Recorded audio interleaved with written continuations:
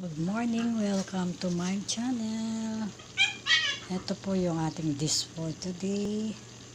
Chicken pit. Adobong chicken pit. Adobong chicken pit. Ayan po siya. Malapit na siyang maluto. Hindi ko na po pinakita ang procedure ng pagluto. Simple lang po ito, di ba? Gisa lang sa bawang sibuyas.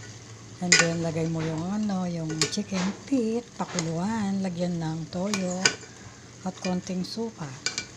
Adobo ng chicken pit ang matatapos.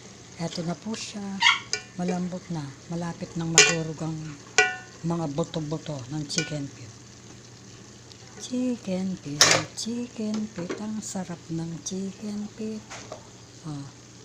Don't forget to like and subscribe to my channel for more videos to watch. Thanks for watching. Bye-bye.